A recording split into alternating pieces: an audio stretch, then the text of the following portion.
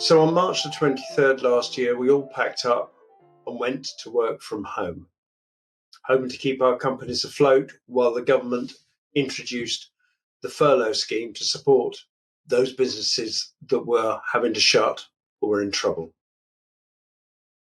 What was then a temporary situation, probably done in haste, has now turned into something that is rather more permanent.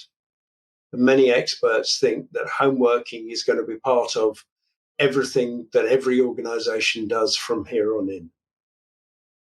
What sort of problems does this throw up?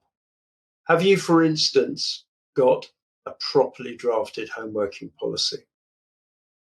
Have your staff all got the right equipment to work from home? And in any case, what sort of equipment would that be? Supposing they decided that they were going to work from home, but without telling you, they actually ended up working from their house in the south of France. What sort of problems does that throw up? Whose employment law implies? What sort of tax liabilities do you and they have, especially after Brexit? Also, risk assessments. Temporary risk assessments are fine, but actually, what sort of risk assessment do you need to do on your workers who are permanently working from home, perhaps in an environment that is not ideal? How do you lead, manage, and motivate workers who are not coming into the workplace regularly? How do you choose who comes in and who stays at home?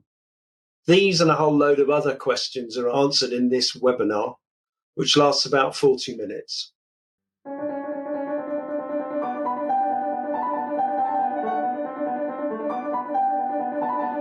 This is our training working with home workers. We are going to talk today about a whole load of things, but first of all, the sorts of decisions that you need to be making as this goes from a temporary situation to a permanent situation, the sorts of documentation you might require, how you handle requests for home working, especially if you don't feel they're appropriate, risk assessment and home risk assessments and how permanent risk assessments vary from temporary risk assessments, the well-being of your people, and managing and leading virtual teams of people as they work from home. Now, a number of you will have been at our flexible working course. I just want to emphasize there are a couple of slides that we've borrowed from that presentation, but not many. The majority of the content today is just concentrating on home working and is different content to what we showed before. So, home working. Is this the future? Well, COVID-19 has been a really unique experiment, and it's become, over the last 9 months, it's become the way many of us have worked, and has been essential, especially with the government's support schemes, has been essential to business survival, really. The government message is that this will now continue until next spring, so it'll be the normal way of work for many in the workplace.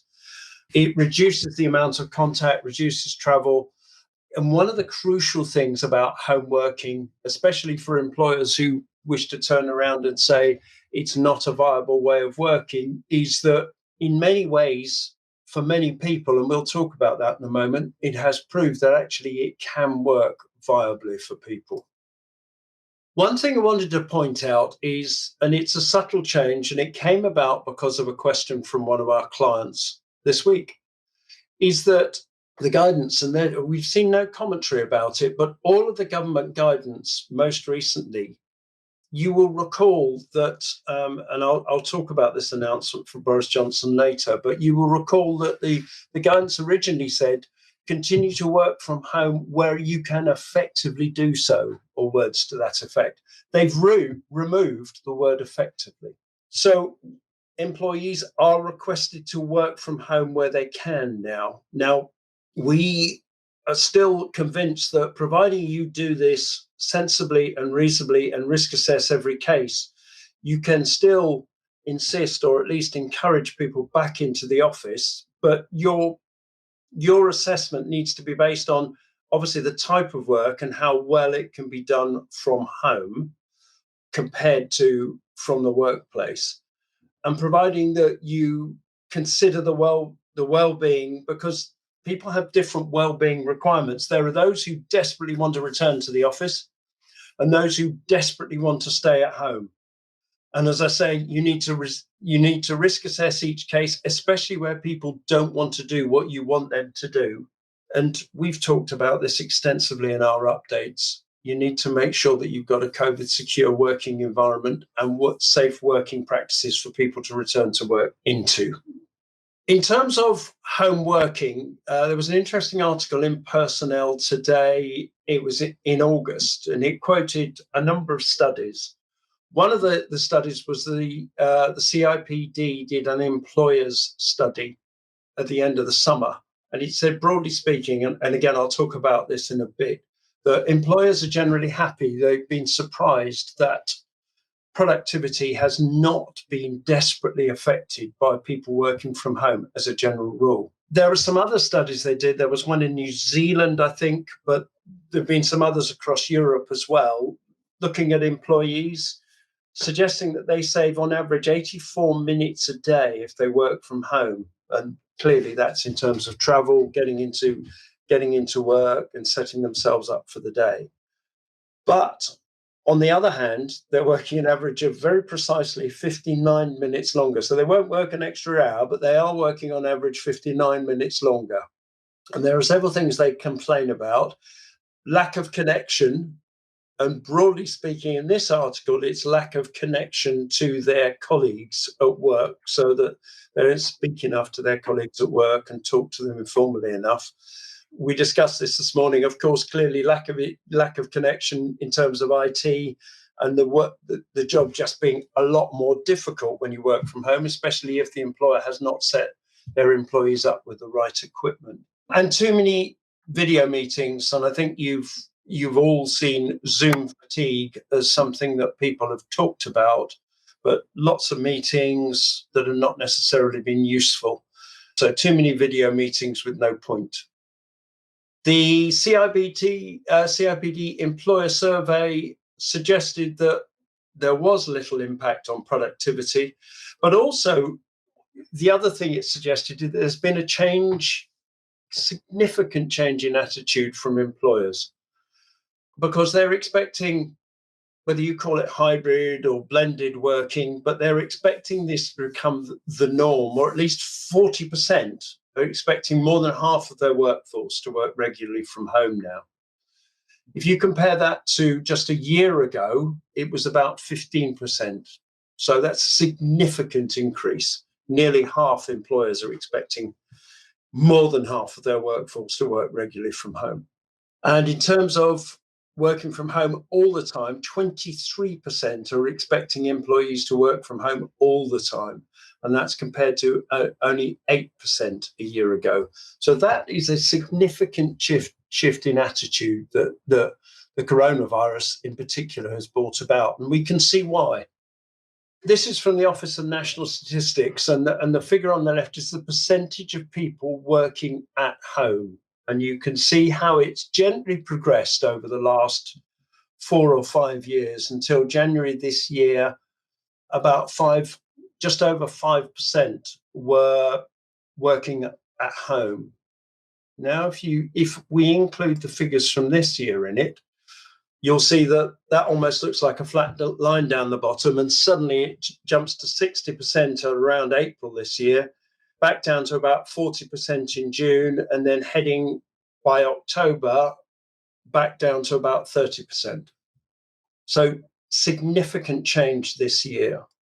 And these are some graphics that you will have seen in the flexible working course. I make no apologies for it, because actually the Office of National Statistics have not updated the figures that we used in this particular graph. It's due out in the middle of this month. And Finder.com, they did an analysis of employees, and at the height of lockdown, they reckon that 60% of people adults were working from home, and 26% are planning to continue doing so after the pandemic is over. And it was only in the middle of September, in fact, that we got back up to 62% of people travelling into work. If you remember, that was at the height of the return to work phase from the government. Those numbers have fallen again significantly after that, when they realised we had to go into a tiered structure and then into a second lockdown. And employers themselves, RBS, in the middle of this summer, told all of their 50,000 staff, or most of them, that they would be working at home until at least this year. And Twitter, okay, it's a technology company, but has announced that they expect their staff to be working from home forever, which is quite a long time. The government announcement back in, I think this was at the end of September, was that if you can work from home effectively, that word effectively, then do so, and the regulations are going to last until March. Our advice to you was that sit down and talk to all of your employees and agree between the employer and the employer where the best place for them to work for. Clearly, exceptions needed to be made for key roles, perhaps for health and safety reasons or for well-being. And this might mean that people themselves would prefer not to work from home, couldn't work from home, didn't have the facilities to work from home, or indeed were just unsuited because in terms of their own well-being, they needed to be in the office and have people around them. And of course, if you looked at the performance and you decided from a performance point of view, it just was not working, having people working from home, then you should get people back into the office. But as we will emphasize all the way through this, you need to be considering each case on its merits. These were the sorts of decisions that, if you considered this to be temporary, and after 9 months, I'm sure Cathy's going to argue in a moment that this is no longer temporary. This is very much a permanent state of affairs. But if it was temporary, we advised you to categorize your workers, those who were working from home, partially working from home and couldn't work from home, make sure they had the right business equipment, and that you did a temporary risk assessment. But these were very much envisaging it lasting a month for 2 months. And many people perhaps did lockdown 1, 2 or 3 months, got back to work and then lockdown again. So it's been short periods of time. And if we move from this to a permanent solution, there are a whole load of legal questions that come about. And Cathy, perhaps I can now stop talking myself and perhaps ask you to sort of run through. I know we're going to cover some of these in slides later on, but run through some of the questions that employers, if they're going to be considering this to be a permanent solution, what they should be thinking about. Obviously, one of the key terms that is place of work. When people are working from home, you may wish to make it absolutely clear that it's not just working from home, and that you would require them to, for instance, come into the office or go to other sites, attend training courses, etc. It's not uncommon, therefore, that the main place of work becomes what's known as a variable place of work, with all these different locations sorted. In terms of working hours, obviously, one of the advantages of home working is that you can be more flexible, shall we say, with when you work and how you work. But it is very important that if you need people to be contactable at certain key parts of the day, then that's what you need to do. If somebody is thinking, oh, great, I'm going to work from home because then that means I'll stop working at 3 o'clock, I'll go and pick up the children, I will give them tea and I'll start working again at 6 o'clock.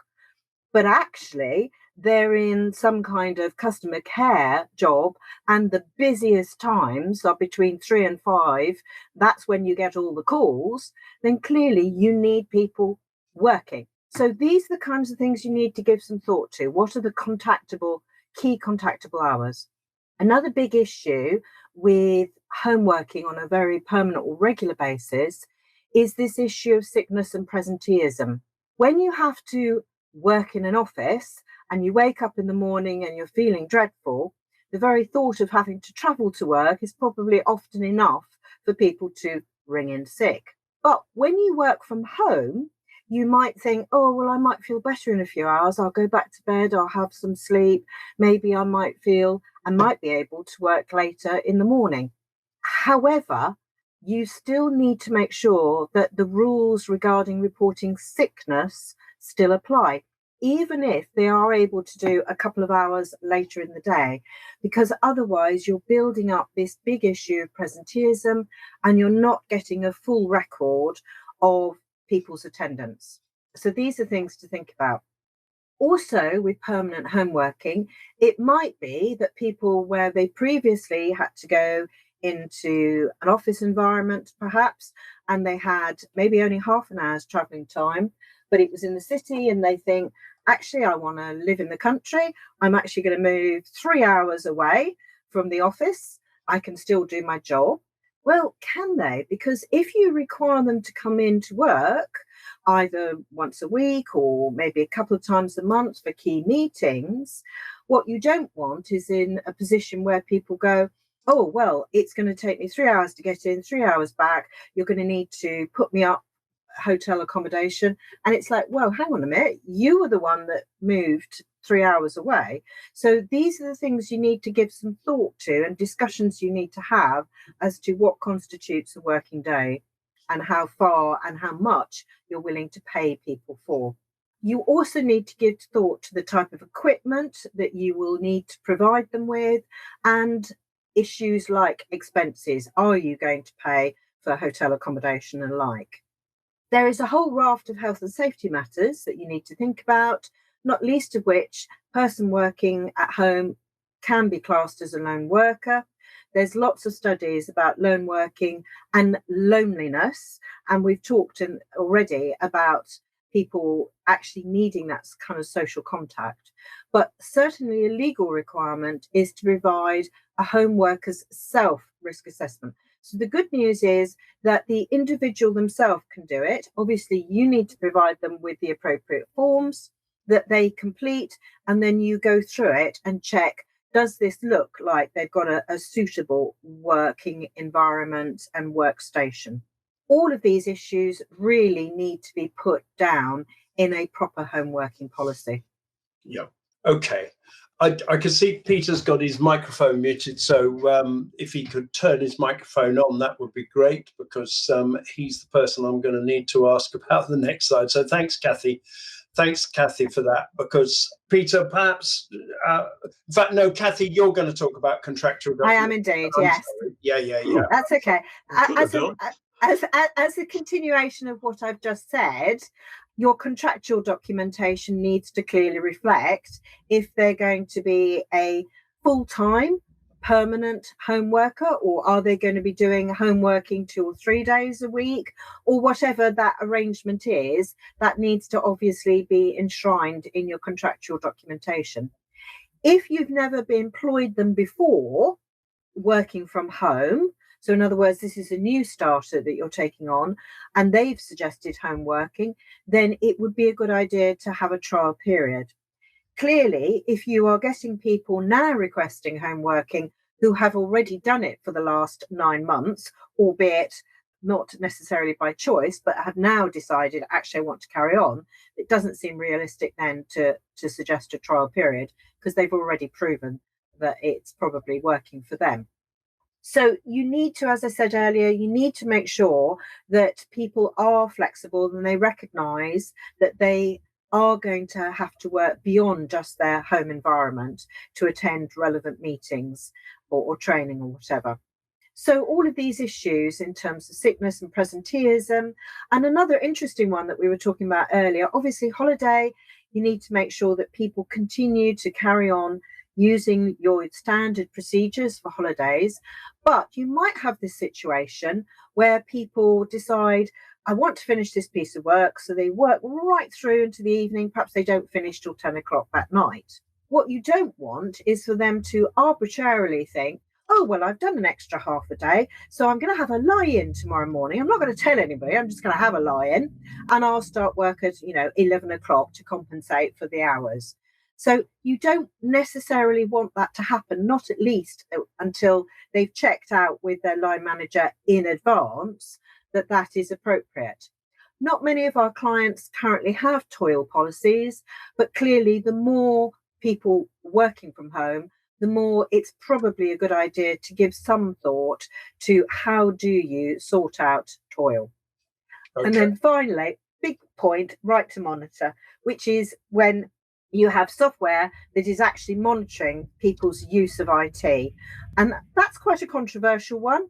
But if you're going to do it and you feel you need to do it, you must advise people in advance that that is what's happening. Yeah. Okay. And toil is time off in lieu, obviously, in case it's not up to what I think most people know what it is, but just in case you don't. Okay. So we've talked about equipment, and the whole point, I mean, I'm sure many of you have dealt with organizations, and I think, Cathy, you were talking about banks this morning, but they're working from home, but they don't necessarily have the right equipment to do it. So it's very frustrating actually being put through to them. And one thing about us as an organization, although we work in different parts of the country, we're very connected with a proper phone system. I'm not advocating necessarily you upgrade your phone system, but it is important to be able to work effectively dispersed around the country or in different households, that you have the right equipment to do the job. We rather take the view that the employee themselves provides a suitable place to work, including what Cathy calls a work surface. In other words, if you're going to need a desk, well, get yourself a desk that fits in with your home furniture and so on and so forth that you're happy with. But as an employer, we will provide you with everything else that you need to do your job effectively. And the sorts of things we're obviously going to talk about is IT equipment, in terms of PCs and keyboards. You're asking for trouble if you're going to ask somebody to continue working on a laptop for a year and a half, especially if they've used to be working on a proper PC and a proper keyboard in the office. Do they need a printer at home?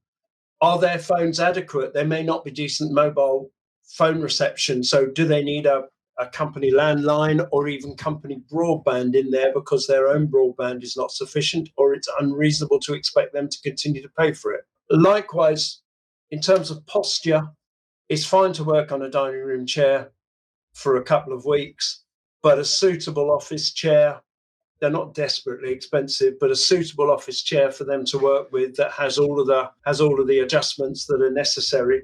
And then optional extras that you base on risk assessment, health issues, maybe footrests, or lots of other things that may be needed for them to work effectively from home.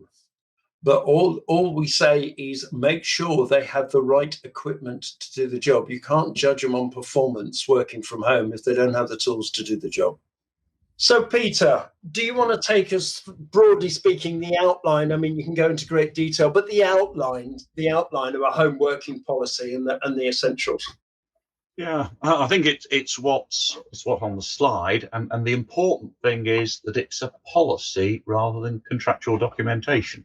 Now, Cathy talked about what you need in contracts, but the beauty of policies is that you can change them much more readily, particularly things like data security. And data security is a big issue. I think it got overlooked in the rush to work from home. And eventually the Information Commissioner put out their guidance. And most of it seems, well, I even understand most of it. Some of the data security technical stuff I don't, but there is a need. Sometimes it's just practical issues like, what do you do with confidential paper? Yeah, the answer for us is that Jackie and I shred it and Cathy burns it. For many people, it will be, well, once a month when you come into the office, you will bring your confidential paper in for shredding. That needs to be a solution that works for you. I think it also needs to, we're going to cover flexible working requests later, but yeah, you need to say, I mean, you don't have to deal with requests for regular home-based working as flexible working requests. It's arguable from a legal point of view, but if people just say, I want to do home working on a regular basis because it will work, are you going to have a separate process? I probably wouldn't do that. I would do it using the flexible working request procedure and have a trial period and make it clear that, saying it's on a trial period doesn't mean that you don't trust them. You just need to be certain that it works for both parties. and Guy will talk about it working for both parties later. Yeah. You also need rules for occasional home-based working, particularly for slightly more junior staff. You can probably, your directors have probably got some sort of understanding like that. But what's occasional? Once a month? Once a year? You need to have rules for when it's going to be allowed and whether you need permission before in advance and how that permission is handled. So that there should be a lot in a home working policy, most of which we covered, I think. I'm just going to pick on communication very briefly. Some people seem to think that working from home means that they can choose when to communicate and when not to. And I think actually it's very little different than normal, which is that if you're asked to attend a meeting, then you're expected to attend. If you're asked to pick up the phone, you're expected to be there. Yeah. So I think that's all I want to say about that for the moment. Yeah, okay, yes, because we're going to talk about data security and stuff later. Yeah. Thank you, Peter. Yeah, no, your policy can be as wide as you want it to be, but there are all sorts of things in there that I think that are good ideas. I think expenses is another thing. How do you handle expenses? So there's some interesting points in terms of home working policies that are worth thinking about. Cathy, risk assessment at home. We suggested a fairly perfunctory one when people were due to be working at home for a couple of months. That situation has changed now. Yes, and I mean, if people are going to work from home all of the time or even just part of the time, but this is now a recognised ongoing arrangement, then you're definitely going to need a home workers self-risk assessment. And it is something that you need to have updated, especially if you find out that people move. So if they move, obviously their whole work area is going to change as well. So these do need to be not just done the once, but looked at from time to time. Obviously, what is included is the whole environment.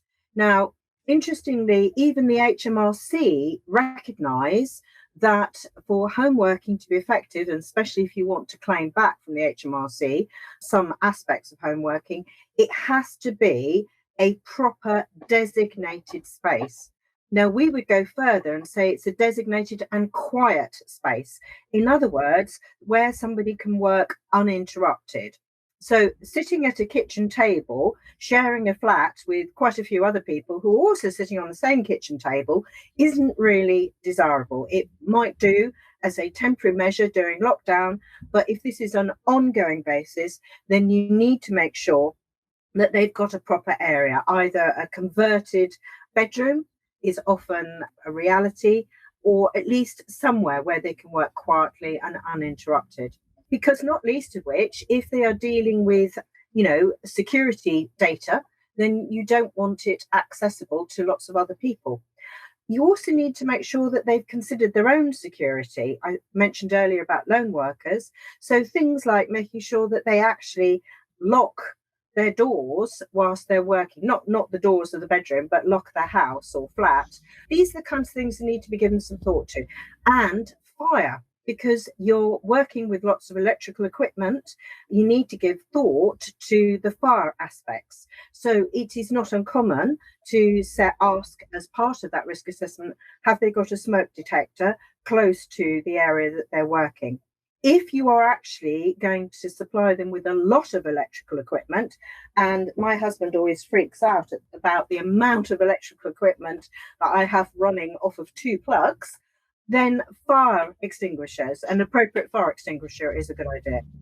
We've then got to think about the ergonomics of the workstation.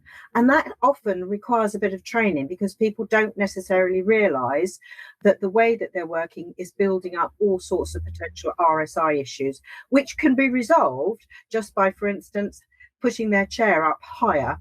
So these are all things that need to be thought about so that people ultimately are working safely.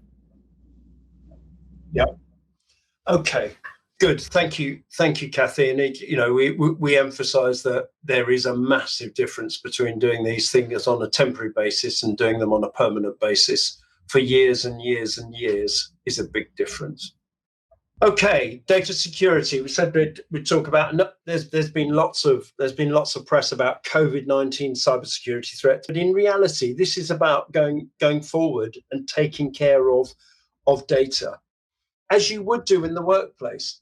And you will have some very well established policies and guidance which people need to follow, whether they're at home or whether they're in the office. Taking care with your devices and your printouts, can you lock them away somewhere? Can you make sure that they're safe when you're actually not working, so they don't get stolen? If you're traveling into the office with your laptop, then make sure that it's safe, and so on and so forth. There are things that you need to think about in terms of data security. Probably goes without saying, except it doesn't go without saying, that people need to be careful of web links and attachments and mixing work and personal data. That's whether it's in the form of printouts and all of a sudden work printouts get filed away and in home filing or whatever, or whether it's mixing directories that have got your tax calculations with a whole load of stuff from work, so that they suddenly get shared with a whole load of people. So being very careful about your own personal data and not mixing it with your work data. Communicating security. A lot of clients use VPNs. We use hosted desktops, and those hosted desktops are, very secure. So using a secure way of sharing data, and above all, and this is a crucial thing, keeping your software, including antivirus, up to date. So you apply the right patches. And, parts of the NHS, I do believe, are still working on Windows XP, which is enormously dangerous thing to do. And that's one of the reasons why, if you remember, they got all of their figures wrong and they hadn't updated their figures. That was because they're working on an old version of XP. So that after they got to 64,000 infections, the thing didn't go up anymore. And that's because they're working just on some old equipment. So keeping equipment and software up to date. Here's a slide, and it's pretty well unchanged from when we put it up a few weeks ago, but we still get asked questions about this. And as this becomes a permanent solution, and we know that some people have retired to their villa in the south of France or wherever it is. Semi-retired, thank you, Peter. And that doesn't include any of us, by the way. But as this becomes permanent, you just need to ask yourself, I've talked about data security, but if you're working in another country, are there problems over either the FCA or even GDPR regulations? Are you breaking any regulations by working elsewhere, or do the country you're working with comply with the regulations? In terms of local employment, if you need to discipline somebody and they've been working in France for 6 months, do you have to apply France's, or can they play the card, it's a different process in France, you need to do it differently? Can they play that card? What happens if you need to ask them back to the office? What are the health and safety rules locally? Are you breaking any of those? And are you creating a tax liability for them or yourself in the country? So there's a whole heap of issues. It is not simple to say, yes, of course you can work from abroad. It's just the same as working in the UK. It isn't. And you need to make sure and research it thoroughly before you say yes, if it's anything much more than a temporary basis. So, Peter, home working. You talked about it in the home working policy. Home brackets flexible working requests. Yes, officially they're flexible working requests, I suppose, brackets home, in that flexible working requests were sort of set up with part-time working in mind. And people have added the idea of working from home as another way of working flexibly, but no one's formally yet addressed home flexible working as a separate legal issue, and I think it will become so. So if you're dealing with them as a flexible working request, they've got to be dealt with properly, and that means there is a procedure. Some of our clients occasionally phone and say, someone wants to do flexible working requests, and I've said no, to which my answer is, yeah, but what does your procedure say? Oh, the one in the handbook? Yes. Let's try and get us back into procedure, because There's an argument that the flexible working request thing is largely procedural, but actually it's about showing that you're doing more than just going through the motions of dealing with the written request, having a meeting, saying no, having an appeal, saying no. It's got to be dealt with properly. And I think in the new reality, that is going to be even more important. You've got to give a decision within 3 months. The old 2 weeks to do this, 2 weeks to do that have gone, but it shouldn't take 3 months unless you're doing something really, you're in the middle of some other change or someone's not available to deal with it. But it shouldn't take that long. The employee's got to have 26 weeks service, and it's got to be done in writing. And the individual is supposed to say how it will work. And that doesn't just mean, oh, it'll work quite well because I can fit my childcare or I can fit my other job around it or whatever it might be. It means, how is it going to work for the employer? And that's the bit that often gets overlooked and shouldn't be. It is possible as well to make effectively a joint request, not a joint request, but a request for two things. I want to work compressed hours or part-time, and I want to move to working from home. So trying to say, oh, well, we'll deal with one and then we'll deal with the other is just not on. You've got to be able to deal with them at the same time. Okay, fine. Thanks, Peter. Yeah, and I think that the lesson there is that this is a process, and everybody has the right to ask for this, so long they've been with you for 26 weeks, and it is something that has to be taken seriously and not just dismissed out of hand. And you've got to say no for one of 9 specified reasons. And fortunately or unfortunately, I suspect, saying I don't think you are suited to home working isn't one of those specified reasons for saying no. No. We can address that later. We could address it later if anyone's got any questions about that. We can address that later. But yes, it's an interesting legal point, and we discussed it at great length this morning, in fact, on what grounds if you don't think an individual is suited to home working. So it's an interesting question that hasn't necessarily been answered by the courts or by the law so far. Yeah. Okay, briefly, and this is another repeated slide, but I think it's really well worth reminding you, there have not been many academic studies on working from home, but a Chinese experiment, Stanford University did this in 2010. It's a long time ago, but it was done very scientifically. There are 250 employees working from home and 250 who work just normally.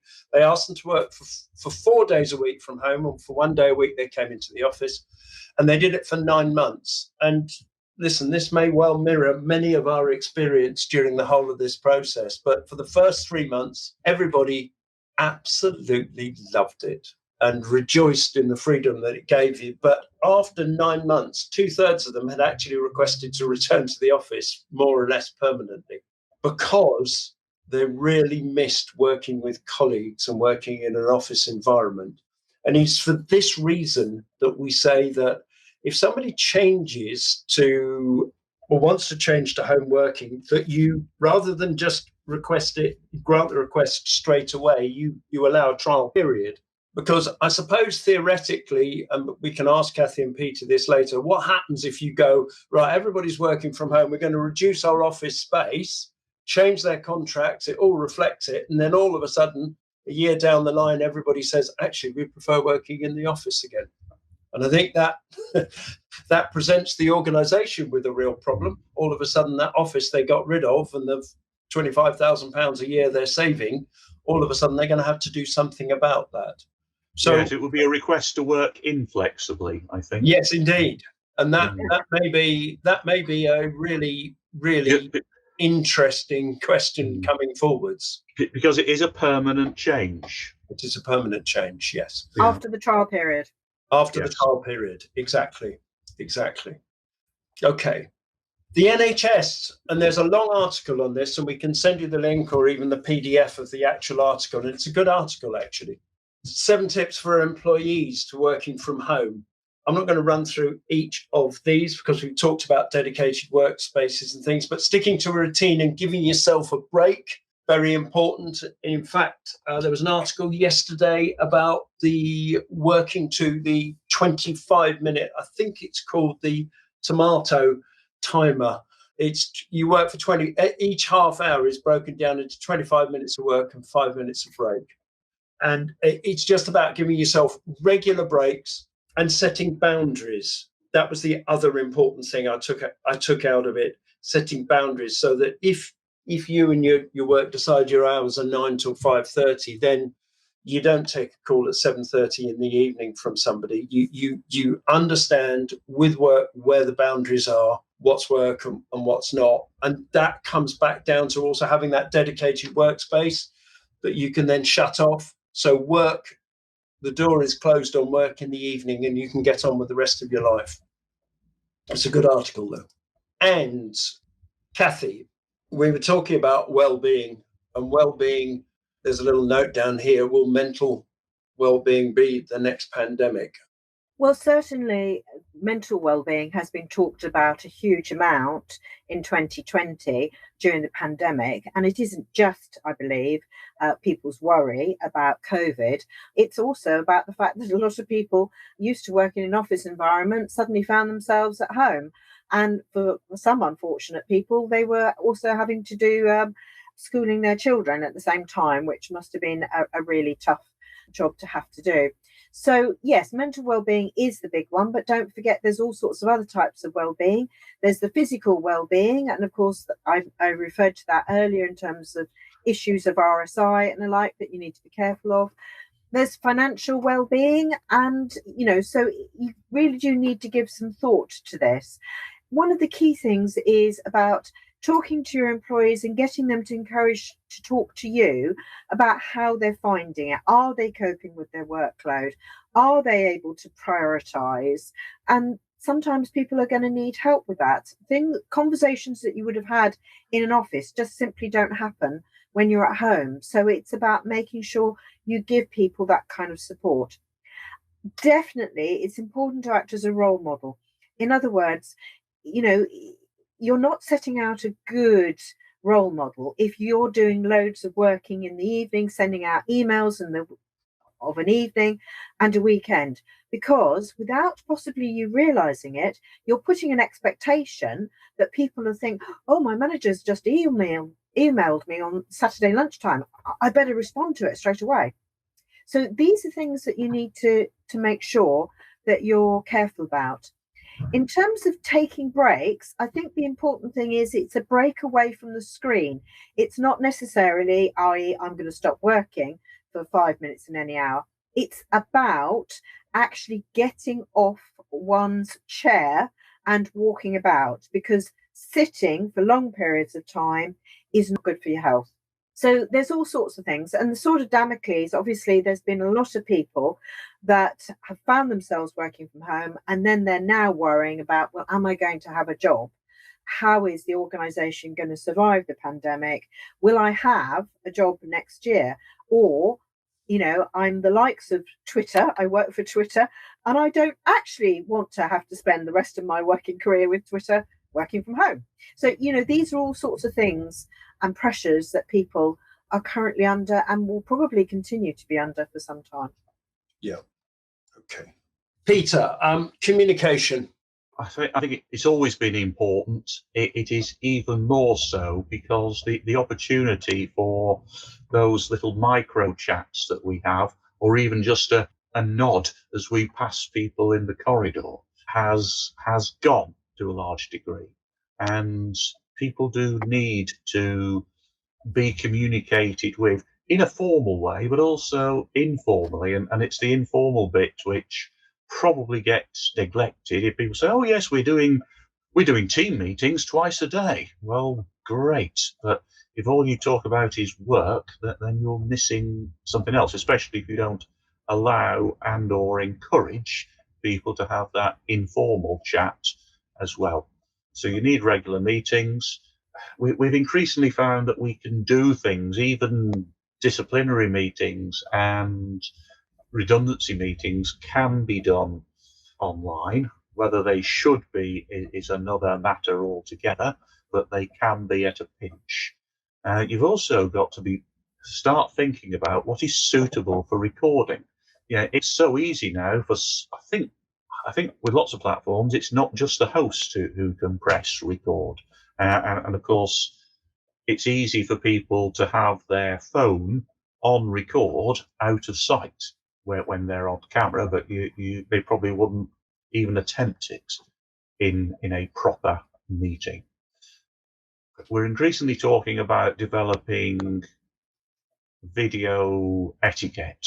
You know, what is it okay? Is it okay to drink water? Probably. Is it okay to drink beer or something? Probably not. People do need to be encouraged, because it's very easy, but like in a big round table meeting, to sit quietly and not say anything. So chairing those meetings is it's an extension of the existing skill. And you've got to find ways of encouraging collaboration so that people work across teams. And I think that's something that has potentially fallen away with the move to home working, and the sensible employers will, if they're going to maintain that degree or a degree of home working, they're going to have to say, how can we get collaboration? And I don't have any easy answers to that across teams, so that people are actually using a wider network and not just their 3 or 4 people in their immediate team. You've also got to think carefully about part-timers. Part-timers don't work Mondays, for example, saying we're going to have our weekly team meeting on a Monday morning potentially excludes them. And part-timers have been an issue for some years, but particularly, I think, working from home. Or you might say, well, that's the deal. You know, if you don't normally work on a Monday, can you work for half an hour on a Monday morning and finish early on Friday? But there's got to be a trade-off there.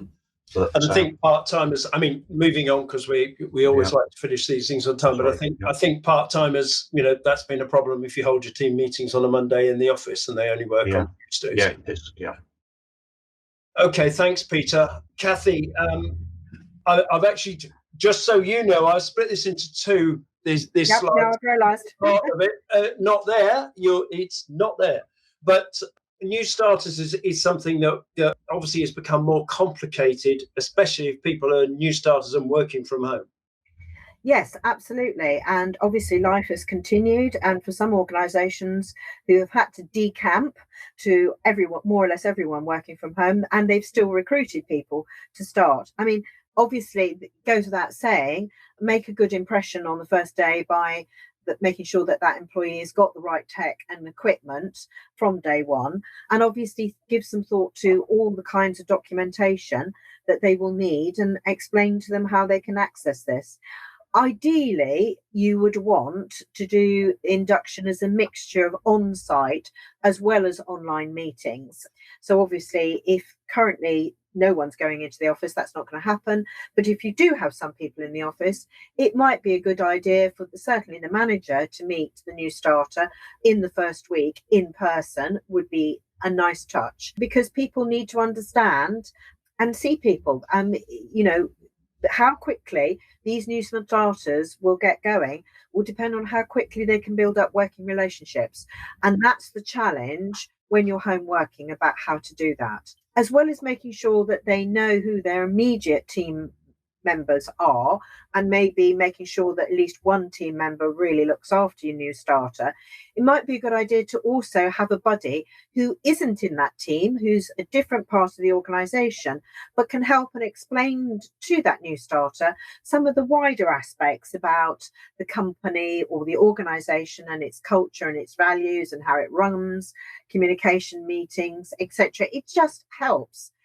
And above all else, encourage new starters to speak out if they don't understand, they need assistance as to, you know, where to access data files, what support they need, and indeed they may need further training, particularly in your in-house systems and procedures, which if they'd been sitting in an office, they would have found out informally, but they're sitting at home. So therefore, they don't want to have to keep constantly ringing somebody every 5 minutes going, how do I get access to that? How do I do this? So you may need to start developing written procedures that you can provide new starters with.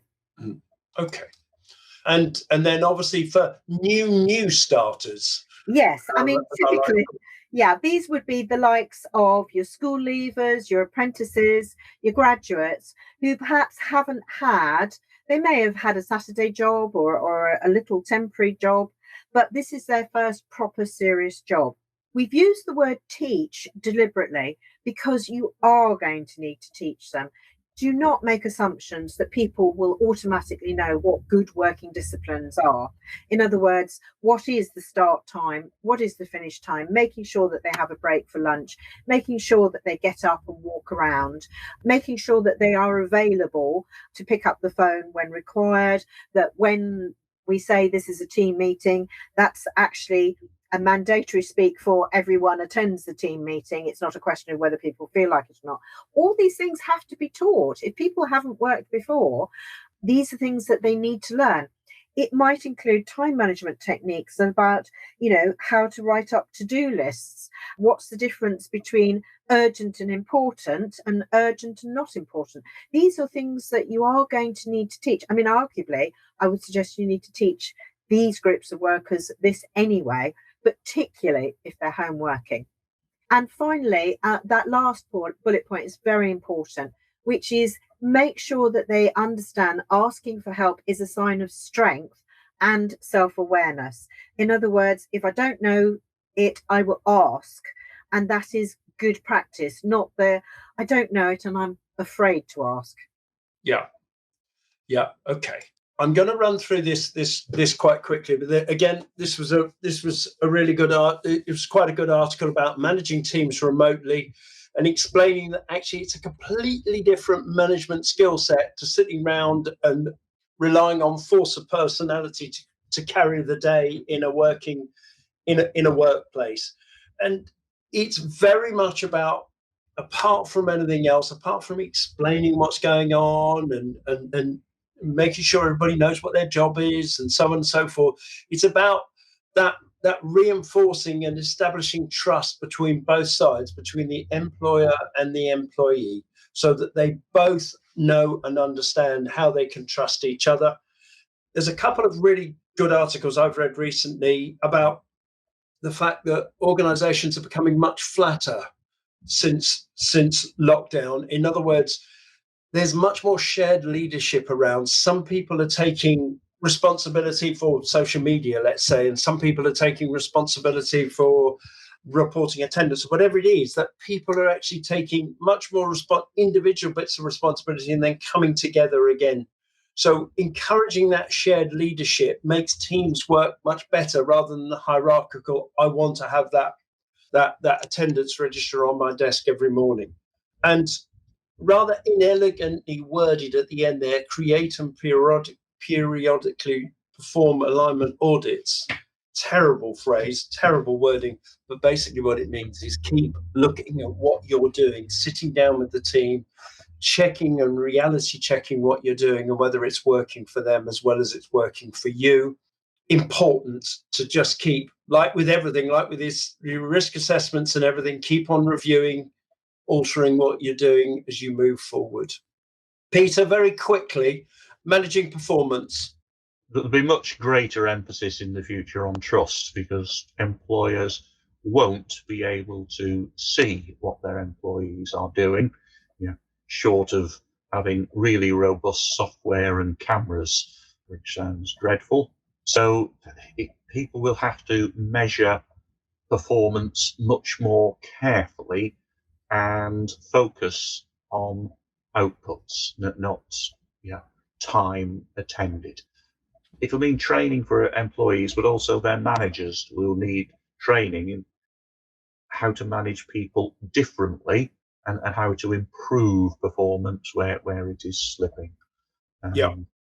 So, and a lot of it is about values and how you encourage those values. I talked to a client recently, recruited a senior manager, and it wasn't working because the guy wasn't used to being around people. So he was still carrying over the ways that he got by in a previous job, which were not acceptable for my clients. No. Okay. Thank you. Yeah, it is. And sorry, just to say, it's slightly more difficult to spot the distress. You know, if someone looks down in the dumps and they're in the office, but then that's when you find the opportunity to take them to one side. Yeah. You're just not going to see that. You know, it might be that their emails get a bit more caustic or they stop communicating. Okay. Thanks, Peter. There's one thing here, managing remote conflict. Conflict happens in all workplaces at all times, and people get really upset with each other. And there is an argument that at home things can fester even more, although perhaps they don't get quite so stoked up by other people in the workplace quite so often. As the qualified mediator in the team here today, I thought I would cover this, because the whole point about any sort of conflict is tackling it early. And if you like, not taking sides, staying impartial and recognizing that different people will see things from a different viewpoint, trying to understand that viewpoint and trying to relate back to them. The more obviously clearly you can foster team interaction and stuff like that, and social video calls, you know, whether you have a company quiz on a Friday afternoon at 4:30, if you can afford the time, or whatever it is, the more you can do those sorts of things, then obviously the better people will fall in with each other, hopefully.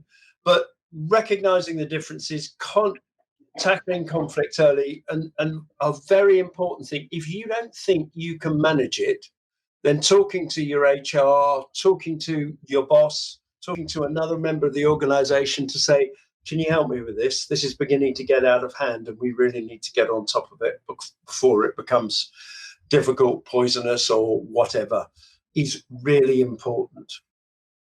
Okay. So look, I'm going to sum up here. We've just about hit the hour, which is what we try to do with these. There's some action points here. Really, look at your contractual documentation, look at your risk assessments, make sure people have got the right equipment. This is becoming permanent, and you really, if you haven't put one together by now, you really need to have a home working and indeed other policies that relate to working from home, like video etiquette and so on. Communicating regularly with everybody. Don't forget your part-time workers. Don't forget those on furlough. Training people in what they need to do their job effectively and perform, and thinking about their well-being, making sure they take the right breaks, making sure they separate work and home and so on. This is a different world, and the future is either hybrid or blended, but it's here to stay. Many thanks for listening today. I hope that you found the session useful. As ever, we finish with the caveat that this is only advice. If you need proper legal advice, then you need to take the appropriate measures and speak to somebody who is qualified to do so. We're very happy to talk to you. Give us a call at any time and we'll see if we can help. We'll tell you what we need to do.